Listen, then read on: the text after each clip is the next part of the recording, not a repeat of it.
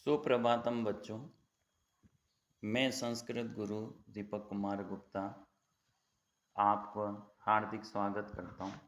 रामायण एवं अव्यय संबंधी प्रश्न पर चर्चा कर रहे हैं। 20 प्रश्न पिछले भाग में बता दिए थे। 21वें प्रश्न से इसमें आपको बताते हैं। 21वां प्रश्न है वस्य प्रतिष्ठस्व। अव्यय संबंधी प्रश्न है। वस्य हे पुत्री प्रतिष्ठस्व, प्रतिष्ठा को प्राप्त करो। इदानीम स्व हय खलु। इनमें से एक अव्यय आएगा। हाँ बिल्कुल, इदानीम अव्यय आएगा।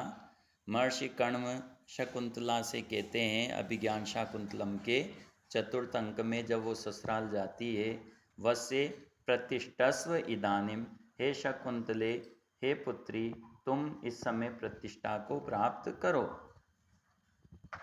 22 नंबर का प्रश्न है तस्मात् स्थानात् गृहं गमिष्यामि। उस स्थान से घर जाऊंगा। विकल्प हैं ततः, इतः, यतः, कुतः। तो तद शब्द से तहसील प्रत्यय लग करके ततः बनता है, जो पंचमी विभक्ति अर्थ को प्रकट करता है। इसलिए यहाँ पर तस्मात् स्थानात् के स्थान पर ततः आएगा। यदि अस्मात् स्थानात् होता तो इतः आ जाता, यस्मात् स्थानात् होता तो यतः आ जाता, और कस्मात् स्थानात् होता तो कुतः उत्तर हो जाता। यत्ने कृते न सिद्ध्यति को अत्र दोष। प्रयत्न करने पर भी कार्य सफल नहीं होता, तो यहाँ कौन सा दोष है? तो को अत्र। अब सभी विकल्प में क अत्र, को अत्र, को अत्र, क तत्र विकल्प है, तो संधि के हिसाब से, और ये प्रसिद्ध सूक्ति है, उस हिसाब से ग विकल्प सही माना जाएगा। कोअत्र पूर्व रूप संधि है, मूल संधि उत्व संधि है। कदन अत्र कोअत्र। शनै न चलती, धीरे से नहीं चलता है। गज, सिंह, कच्छपः, पिपीलिका। तो शनै चलती गज, शनै चलती कच्छप, शनै चलती पिपलिका, लेकिन सिंह न चलती, तो सिंह उत्तर हो जाएगा। भस्मीभूतस्य देह से पुनरागमनम कुतः। चारवाक दर्शन का प्रसिद्ध सूक्ति है कि यावत् जीवेत सुखम जीवेत ऋणम कृत्वा घृतम पिबेत। भस्मीभूतस्य देह से पुनरागमनम कुतः इत्यत्र अव्ययम स्यात्। कुतः पुनर्, पुनः, कुतः पुनर्च। तो दोनों ही अव्यय है, कुतः भी है और पुनर् भी है। दिक् च मदनम च इमाम च माम च। तो महाकवि भर्तृहरि ने कहा था कि दिक् ताम च, उसको धिक्कार है, उस वेश्या को धिक्कार है। तम च, उस सेनापति को धिक्कार है। मदनम च, उस कामदेव को धिक्कार है। इमाम च, इस रानी को धिक्कार है। माम च, और मुझे धिक्कार है। और ऐसा कह करके उन्होंने संन्यास धारण कर लिया, वैराग्य धारण कर लिया। इसलिए जो उत्तर होगा ग उत्तर आएगा इसमें, ताम तम। अगला प्रश्न है मुहूर्तम ज्वलितम श्रेयो न च धूमायितम। मुहूर्तम ज्वलितम श्रेय, लंबे समय तक जलना श्रेष्ठ है। न च धूमायितम चिरम, लंबे समय तक धुआं बन करके जलना श्रेष्ठ नहीं है। तो क्षण भर के जल जाना श्रेष्ठ है, लेकिन लंबे समय तक धुआं देते हुए जलना श्रेष्ठ नहीं है। तो जो चिरम है, दो विकल्प है, क भी है ख भी है, तो ख विकल्प सही होगा, चिरम हलंत वाला। फिर अगला प्रश्न है 28 नंबर का, क्लेश फलेन ही नवताम विद्यते। क्लेशः फलेन ही नवताम विद्यते यथा पुनर तथा अत्र। हाँ, तो पुनर्अव्ययी है, यहाँ पर पुनर्अव्ययी विकल्प होगा। यहाँ पे कहा गया है कि क्लेश फलेन ही पुनर्नवताम विद्यते।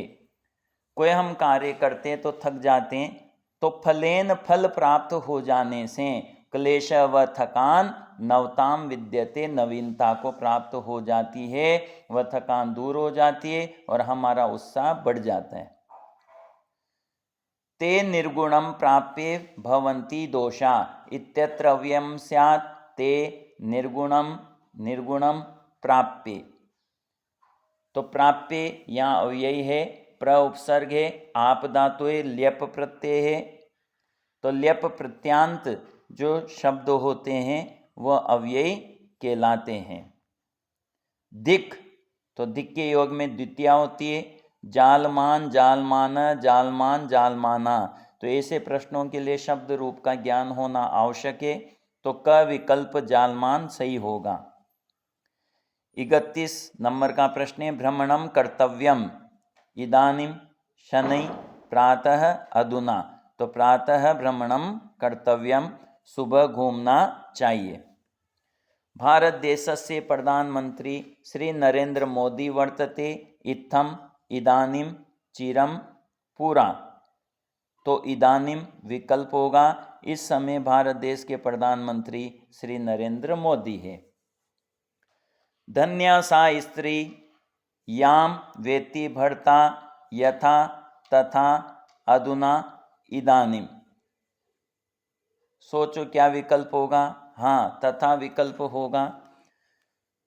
जब वासवदत्ता की याद में उदयन विलाप करता है तो उसके विलाप की तुलना किसी चक्रवाक पक्षी से नहीं की जा सकती, इसलिए अंत में कहा गया है कि धन्या सा स्त्री, वह स्त्री धन्य है याम जिसको भर्ता पति तथा वेत्ति उतना अधिक चाहता है जितना उदयन चाहता है।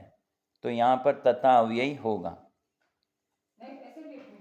अतः अत्रैव निगूढ़ो भूत्वा तिष्ठामि इत्यत्र कृदन्त अव्ययम स्यात्। अतः अत्र एव निगूढ़ो भूत्वा तिष्ठामि, अतः यहाँ पर ही छिप करके स्थित रहता हूँ।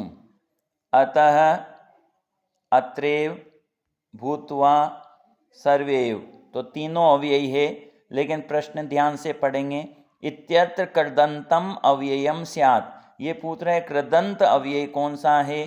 तो भूत्वा कृदंत अव्यय है, भू धातु से कत्वा प्रत्यय है, जो प्रत्यय धातु के अंत में लगते हैं उन्हें कृत प्रत्यय कहते हैं, और कृत प्रत्यय से युक्त शब्द कृदंत कहलाता है। तो कत्वा प्रत्यांत जितने भी उदाहरण होंगे वो कृदंत अव्यय के उदाहरण होंगे। 35 नंबर का प्रश्न है, अलंकारो ही नारीणाम तु पुरुषस्य वा धनम क्षमा विद्या शीलम। तो क्षमा उत्तर होगा कि स्त्रियों का और पुरुष का जो आभूषण है वो कौन है, क्षमा है। ये वाल्मीकि रामायण की सूक्ति है, सूक्ति संबंधी प्रश्न है। 36 नंबर पे प्रश्न है, धर्मो ही परमो लोके सत्यम प्रतिष्ठितम। धर्मो ही परमो लोके सत्यम प्रतिष्ठितम। तो धर्मः धर्मम धर्मे धर्मो, ये भी वाल्मीकि रामायण की सूक्ति है कि लोके संसार में धर्म में ही सत्यम प्रतिष्ठितम, सत्य स्थित है, इसलिए ग विकल्प उत्तर होगा। 37 नंबर का प्रश्न है, लोक प्रतिष्ठित, संसार प्रतिष्ठित है, संसार किसमें प्रतिष्ठित है। सत्य सत्यम धर्मे धर्मम। तो सत्य का विकल्प उत्तर होगा, सत्य में संसार प्रतिष्ठित है। ये भी वाल्मीकि रामायण की सूक्ति है। रामायणस्य सूक्ति न स्यात्, रामायण की सूक्ति नहीं है। सर्वथा सुकरम मित्रम दुष्करम परिपालनम। तो इस संसार में जो मित्र है वो तो सुकरम सब प्रकार से आसान है, सुलभ है, लेकिन दुष्करम परिपालनम उसका मित्रता का पालन करना अत्यधिक कठिन है। भर्ता नाम परम नार्याम भूषणम भूषणात् अपि। भर्ता नाम परम नार्याम भूषणम भूषणात् अपि। जो स्त्री है उसका आभूषण से भी श्रेष्ठ आभूषण कौन है? भर्ता नाम पति है। तेजसाम ही न वये समीक्षते। तेजस्वी व्यक्तियों की आयु नहीं देखी जाती। सुलभा पुरुषा राजन सततम प्रिय वादिन। हे राजन, यहाँ पर निरंतर प्रिय बोलने वाले पुरुष सुलभ है। तो इनमें 3 सूक्तियाँ वाल्मीकि रामायण की है, एक सूक्ति है जो वाल्मीकि रामायण की नहीं है। कौन सी है? तेजसाम ही न वय समीक्षते, ये रघुवंशम की सूक्ति है। अगली सूक्ति सत्यम धर्मम पराक्रमम भूतानुकंपाम प्रियवादिताम। विकल्पें च च च च च न किम तथा च तथा न किम तथा न च काम। तो क विकल्प उत्तर होगा। सत्यम च धर्मम च पराक्रमम च भूतानुकंपाम च प्रियवादिताम च। अगली सूक्ति है अप्रियस्य च पथ्यस्य वक्ता श्रोतार च सुलभ दुर्लभ सुकर दुष्कर। हाँ, तो बताओ कि संसार में अप्रियस्य च पथ्यस्य वक्ता श्रोता च दुर्लभ। पथ्य से सही वक्ता बोलने वाले, उचित बात कहने वाले इस संसार में, और उस बात को सुनने वाले। तो अप्रिय से कटु वचन वक्ता कहने वाले और उस उचित बात को सुनने वाले इस संसार में लोग कैसे होते हैं? दुर्लभ होते हैं। तो इस प्रकार से ये 40 प्रश्नों का टेस्ट पेपर है। इसके पहले के 20 प्रश्न यदि आपको देखने हैं तो लिंक पर जाकर आप देख सकते हैं। ये पेपर वरिष्ठ अध्यापक संस्कृत के लिए बनाया गया है। अन्य प्रतियोगी परीक्षा में भी इसका उपयोग है। इस तरह से आप तैयारी करते रहें। हम समय समय पर आपकी तैयारी का मूल्यांकन करते रहेंगे। धन्यवाद।